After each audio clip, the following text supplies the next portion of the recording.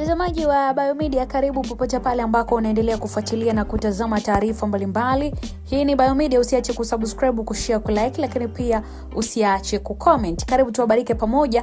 Na leo tunaangazia taarifa ambako siri yafichuka.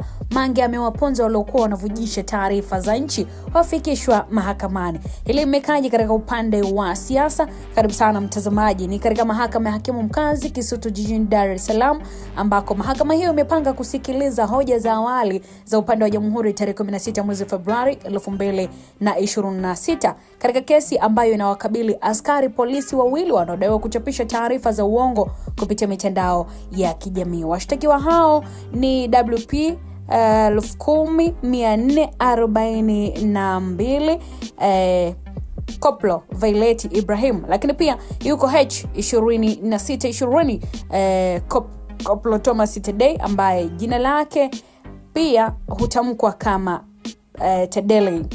Kesi hii imebua mjadala mpana sana kuhusu matumizi mabaya ya teknolojia ya mitandao ya kijamii, hususan pale ambapo inahusisha watumishi wa umma ambao wanapaswa kulinda sheria na kusimamia maadili ya kijamii. Kwa mujibu wa maelezo ya upande wa mashtaka, askari hao wanadaiwa kuhusika katika utengenezaji na uendeshaji wa akaunti bandia ya WhatsApp iliyokuwa ikitumia jina la mwanaharakati maarufu Mange Kimambi. Kupitia akaunti hiyo, taarifa mbalimbali za uongo zilisambazwa kwa wananchi zikiwa na lengo la kupotosha na kuleta taharuki katika jamii.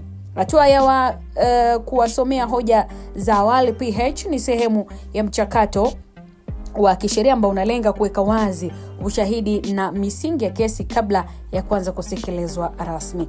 Upelelezi wa kesi hiyo umekamilika na sasa mahakama inatarajia kusikiliza hoja za pande zote ili kuamua iwapo shauri hilo lina mashiko ya kuendelea.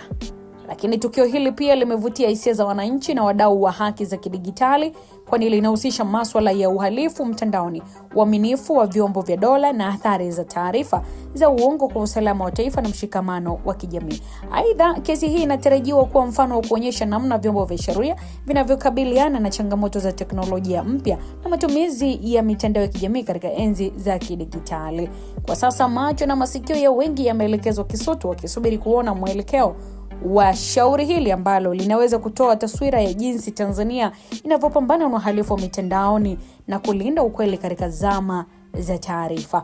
Mambo yatakuwaje? Endelea kuambatana na kusalia pamoja na Biomedia kwa kubonyeza neno lililoandikwa subscribe ili kuweza kuwa mtu wa kwanza kabisa kupata taarifa mbalimbali. Mimi ni Official Rose, mtazamaji. Mpaka wakati mwingine, kwaheri kwa sasa.